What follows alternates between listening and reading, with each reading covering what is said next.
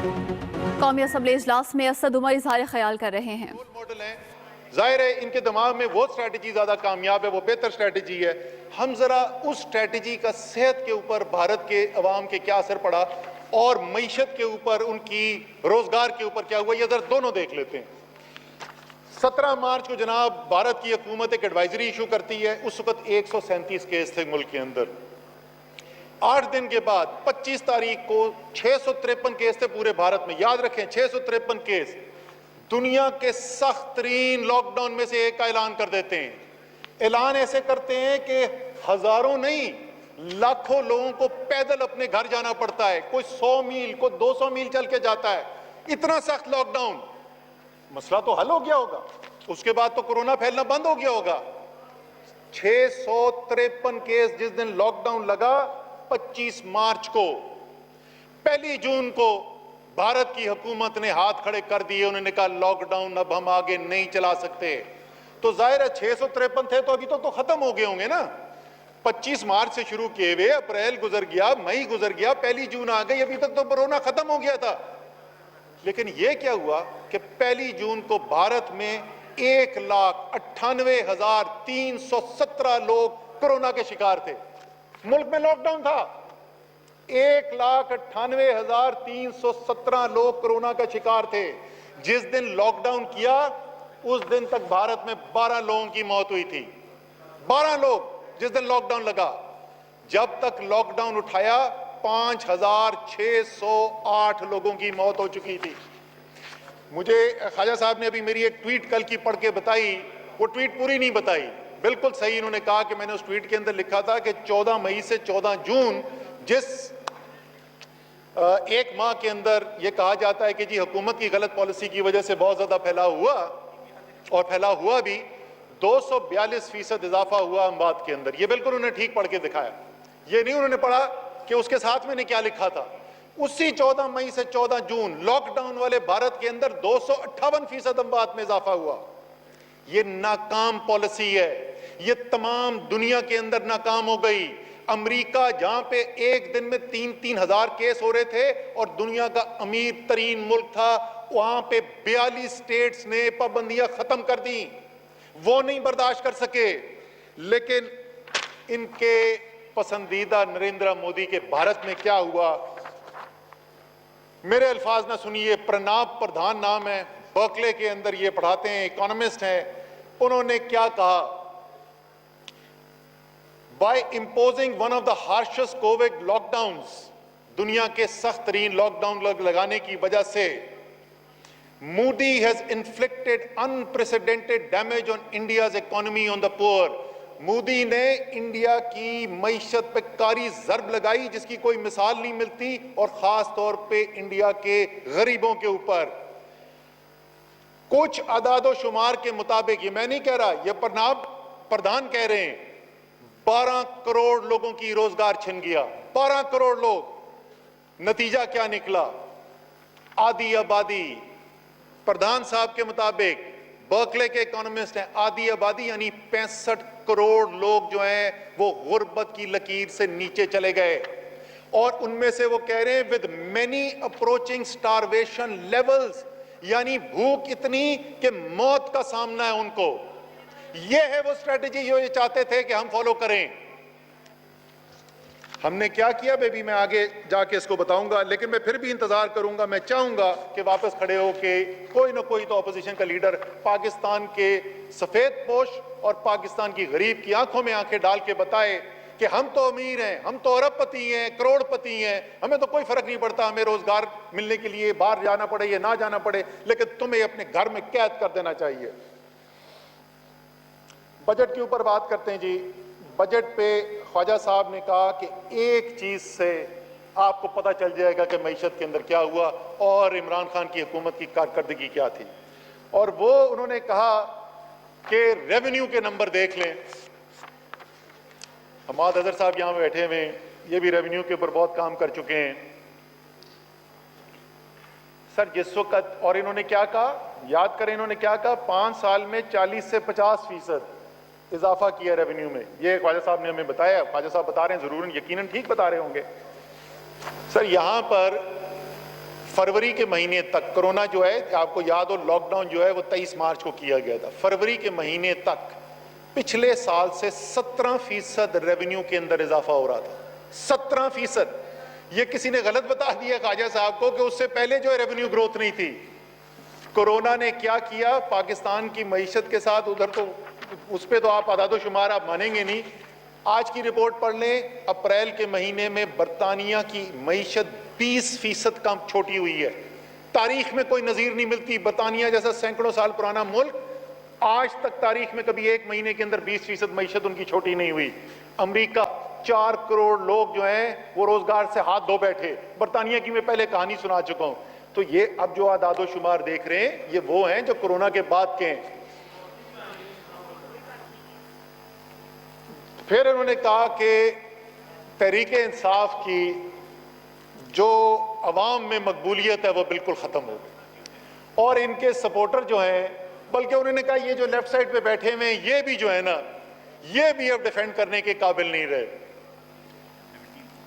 यही वो लोग हैं जिन्होंने 1996 से बोलना शुरू किया ये क्रिकेटर है इमरान खान, इसको क्या पता सियासत क्या होती है। 2002 में एक सीट थी। मुझे याद है मैं 2012 में, आज से 8 साल 8.5 साल पहले स्पीकर साहब मैंने पार्टी ज्वाइन की तो लोगों ने मुझे कहा तुमने असगर खान की पार्टी ज्वाइन कर ली है। मैंने कहा नहीं, मैंने तो असगर खान नहीं, मैंने इमरान खान की पार्टी ज्वाइन की है। उन्होंने कहा इसका भी हशर वही होना, ये तकरीरें करता रहेगा, इसको कुछ नहीं मिलेगा। 2013 में खैबर पख्तूनख्वा में हुकूमत बनाई। वो हुकूमत इतनी कामयाबी से चलाई कि वो सूबा जिसमें आज तक कोई, वो पूछ रहे थे अपनी कारकर्दगी बताओ, जरा अपनी कारकर्दगी बताते हैं। 5 साल हम यही सुनते रहे, खत्म हो गए, डूब गए, परवेज खटक नाकाम हो गया। अभी अंदर बैठे थे इधर, कितने परवेज खटक चले गए, परवेज खटक नाकाम हो गया, ये तो सीट वापस नहीं मिलेगी। वो सूबा जिसमें दोबारा कभी हुकूमत दोबारा नहीं बनी थी, 2/3 अक्सरियत से वापस इलेक्ट होके आए। और मुझे, अगर मैं खुदा ना खास्ता अगर मैं मुस्लिम लीग नून का मेंबर होता तो मैं तो आज ख्वाजा साहब की तकरीर सुन के डर जाता, क्योंकि ख्वाजा साहब की तारीख ये रही कि ख्वाजा साहब ने एक दिन तकरीर की, ये 2013 के इलेक्शन से पहले। सर जी हौसला पैदा करें, हमने बड़ी 1 घंटे बड़ी बातें सुनी है, हमारे लीडर हैं, बुजुर्ग हैं, से गौर से सुने, हर एक को मौका मिलेगा और तमुल से। ख्वाजा आसिफ साहब ने भी तकरीर की है, किसी ने नहीं कोई दरमियान में इंटरप्ट किया। आपसे भी मेरी तमाम से गुजारिश है कि जो भी चाहे अपोजिशन से चाहे हुकूमती बेंचों से कोई भी स्पीच करे आप तमुल से सुने। मेरे ख्याल में वो चाहते हैं कि सिर्फ मैं मुस्लिम लीग नून की ना बात करूं, थोड़ा मैं पीपल्स पार्टी की भी तारीख याद दिलाऊं, दिला दूंगा। ख्वाजा साहब ने तकरीर की जी, उन्होंने कहा शौकत खानम पे इल्जामात लगा दिए कि शौकत खानम के अंदर जो फाइनेंशियल जो है वो इंटेग्रिटी नहीं है, वहां पे अवाम का माल। जो हमला किया ख्वाजा साहब ने उसका नतीजा ये निकला, उसके चंद दिन के बाद रमजान था, रमजान में सबसे ज्यादा पैसा आता है। शौकत खानम की तारीख में लोगों ने सबसे ज्यादा पैसा उस साल दिया। फिर उसके बाद इसी हॉल में इस कुर्सी पे खड़े होके मियाँ साहब ने तकरीर की, आपकी कुर्सी को एड्रेस किया और उन्होंने कहा हुजूर ये हैं वो जराए। तो ख्वाजा साहब ने कहा यार मियाँ साहब आप जवाब क्यों देते हैं, ये पनामा तो मसला ही नहीं है अवाम का, हफ्ता और दिन लोग भूल जाएंगे। उस बेचारे को फाय चढ़ा दिया, वो जाली प्लेटें लेके इंग्लैंड बैठा हुआ है। तो ख्वाजा साहब की दुआ जो है ना बड़ी खतरनाक होती है। आज तरीके इंसाफ की कह रहे मकबूलियत खत्म हो गई है। मुझे डर ये है कि मुस्लिम लीग नून को अगली इलेक्शन में सीट ही ना मिले। फिर ख्वाजा साहब ने एक बड़ा जायज सवाल पूछा जी, ये सवाल इनका बिल्कुल जायज था। इन्होंने कहा यार ये बताओ, कोरोना तो बाद में आया, मईशत तो उससे पहले तबाह हो चुकी थी। मैं रिपीट करता हूं, अल्फाज दोहराता हूं, उनका एक चीज ऐसी नहीं थी, एक चीज ऐसी नहीं थी जिससे पता चले कि मईशत बेहतरी की तरफ जा रही है। जनाब पहली चीज रेवेन्यू, मैंने जैसे पहले अर्ज किया 16.5% पिछले साल से ज्यादा चल रहा था, लेकिन ख्वाजा साहब कहते हैं एक चीज में बेहतरी नहीं। बाहर से बैरून मुल्क से जो सरमायाकारी की जाती है मुल्क के अंदर, वो पिछले साल से 2 गुना से ज्यादा थी, लेकिन ख्वाजा साहब को वो नजर नहीं आई। रिजर्व्स हमारे सेंट्रल बैंक के जो होते हैं वो रिजर्व में 50% का इजाफा था, लेकिन ख्वाजा साहब को नजर नहीं आया। वो रिजर्व बढ़ने की वजह से हमारे रुपए की कदर मुस्तहकम हो गई, बल्कि जो 163 164 पे पहुंच गया था वहां से वापस 154 155 में आ गया। लेकिन एक चीज की बेहतरी नहीं नजर आई, एक्सपोर्ट्स, जो पाकिस्तान की तारीख का वाहिद हुकूमत का कारनामा है, ये कोई और हुकूमत नहीं कर सकी। 2013 में हुकूमत में आए, जब 2018 में 5 साल के बाद गए तो 2013 से कम एक्सपोर्ट थी। 5 साल में वो एक्सपोर्ट सालाना बुनियाद के ऊपर 4.5% इजाफा हो रहा था, और जो लेटेस्ट महीना आया था उसमें पहली दफा 6 साल में डबल डिजिट ग्रोथ यानी 11% इजाफा हो रहा था। जो इंपोर्ट थी, जो बाहर से आता है इधर माल, उसमें कमी हो रही थी। ट्रेड करंट अकाउंट डेफिसिट, जो मजमूई खसारा होता है बैरूनी, उसमें 73% बेहतरी नजर आ रही थी, लेकिन ख्वाजा साहब तक खबर नहीं पहुंची। वो एग्रीकल्चर रीढ़ की हड्डी है, 2/3 पाकिस्तान का उससे रिश्ता है। 2.8% इजाफा हुआ इस साल, पिछले साल 0.6% हुआ था। मेरे ख्याल में बात समझ में आ गई होगी। अभी और लंबी फहरिस्त है, मैं और बहुत सारी चीजें बता सकता हूं जो कोरोना से पहले मईशत के इस्तेकाम की गवाही दे रहे थे। मुस्लिम लीग नून की उन्होंने बड़ी लंबी चौड़ी फहरिस्त पढ़ी। मैंने सोचा कि मैं इसका बड़ा टेक्निकल किस्म का जवाब दूं, फिर मैंने कहा छोड़े जी, क्या टेक्निकल बातों में क्या जाना। मैं सिर्फ आसान सा मुस्लिम लीग नून की जो मईशत थी उसका जो नजरियाती जो असास था वो मैं आपको बता दूं, और वो जो है मिर्जा गालिब के पास से आया था जी। मिर्जा गालिब कहते हैं, कर्ज की पीते थे मैं और समझते थे कि हाँ रंग लाएगी हमारी बादामस्ती एक दिन। कर्जे ले लेके मईशत को उधर ला के खड़ा कर दिया कि अभी हुकूमत नहीं बदली थी, अभी हुकूमत नहीं बदली थी। इन्होंने कहा इसहाक डार की पॉलिसियां मिफ्ता ने चलाई, मिफ्ता ने आते ही सबसे पहले कहा तबाही हो रही है। उन्होंने जाली जो रुपया ऊपर रखा हुआ था उस पॉलिसी को चेंज किया। ख्वाजा साहब कह रहे हैं 50 रुपए गिर गया। ख्वाजा साहब सिर्फ 7 महीने के अंदर दिसंबर से जुलाई 22 रुपया गिर चुका था, सिर्फ 7 महीने के अंदर। उसके बाद से तो रुपए की कदर में इस्तेकाम आया है शुरू में गिरने के बाद। फिर जनाब पीएसडीपी की बात की गई। चले वो ज्यादा बड़ी बात नहीं, छोटी में बता देता हूं। किसी ने गलत नंबर दे दिया, ख्वाजा साहब को 750 अरब नहीं था, 661 अरब रुपया था पिछले साल। मैं इस साल अभी आता हूं, मैं आखिर आपको असल तो मैं बात इस साल के तरक्याती मंसूबों की बताना चाहता हूं, लेकिन मैं जल्दी जल्दी जवाब दे जाऊं। कौन बाहर से पैसा लेकर आया, बड़ा जबरदस्त सवाल है सर, और मैं इंडोर्स करता हूं ख्वाजा साहब की डिमांड को। बिल्कुल पार्लियामेंट सुप्रीम है, पार्लियामेंट के सामने तमाम हकाइक आने चाहिए।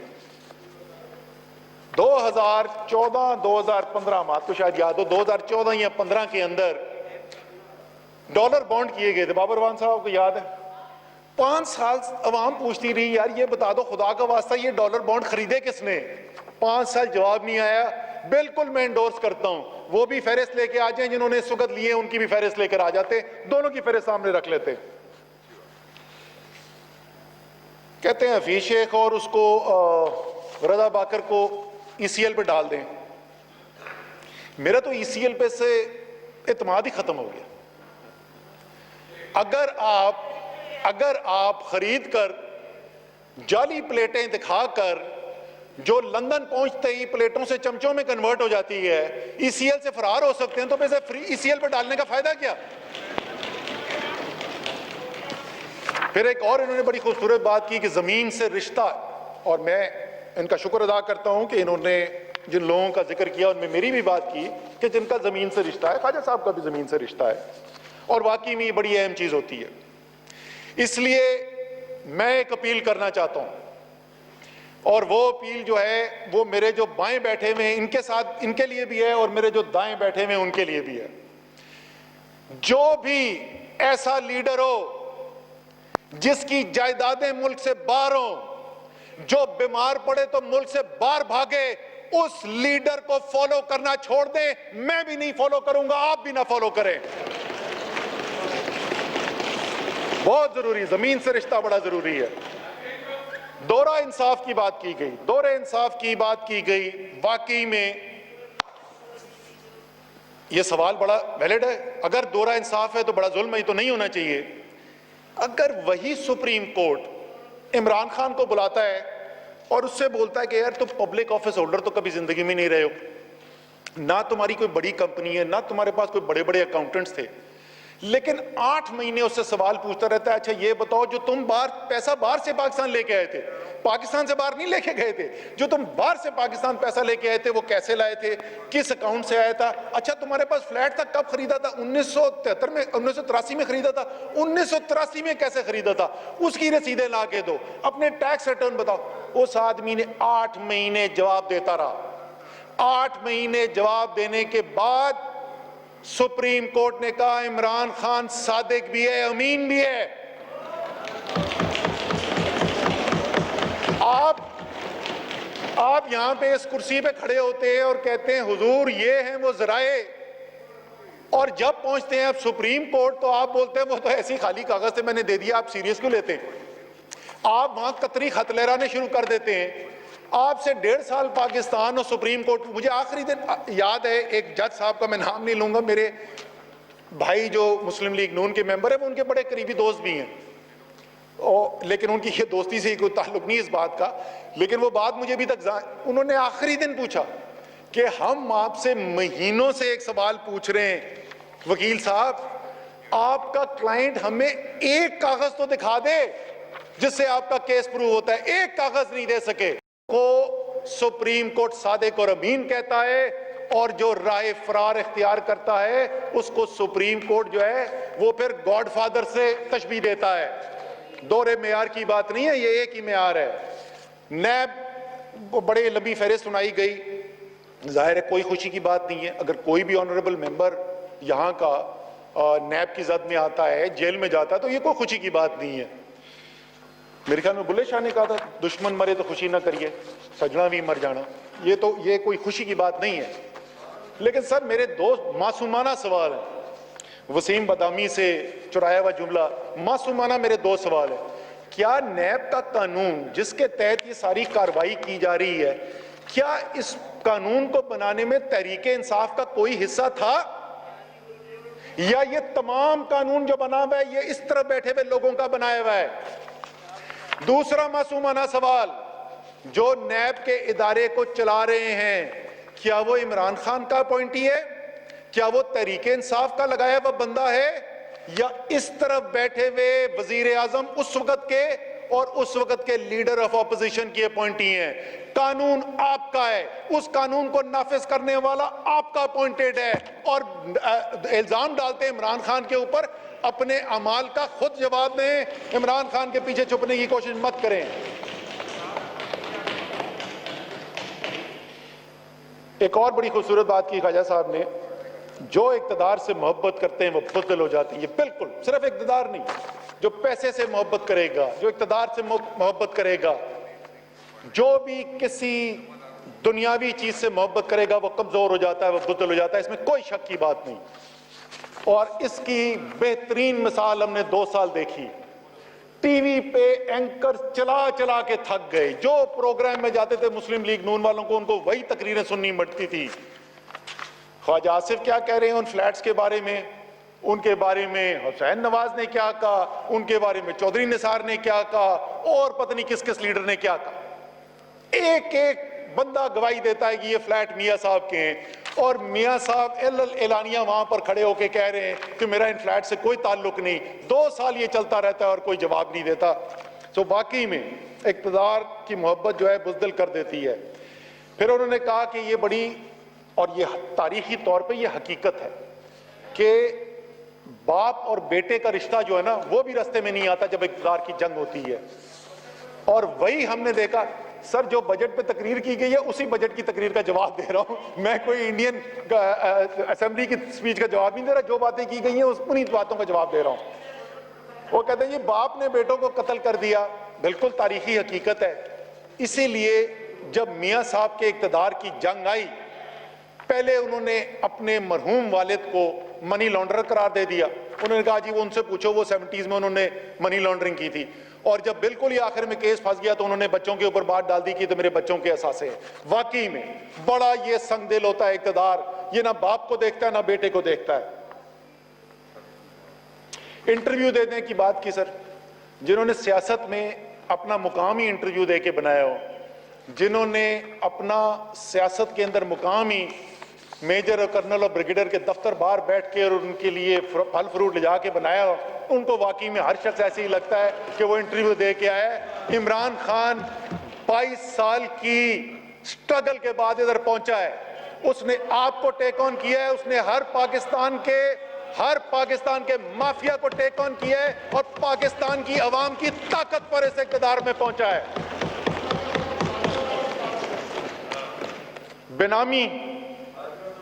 बेनामी वो भी आपकी अपॉइंटमेंट्स हैं सारी। यार अपनी अपॉइंटमेंट का मलबा हम पे ना डालो यार। अच्छा जी, फिर बेनामी कहते हैं जनाब, मुझे तो मैं सरप्राइज हो गया, कहीं पता नहीं कोई मियां शहबाज शरीफ के साथ कुछ थोड़ा शायद टेंशन ना चल रही हो। सर अभी उनके नौकरों के अकाउंट्स में से अरबों रुपए निकले, इसको बोलते बेनामी। ये कानून की डेफिनेशन है बेनामी की।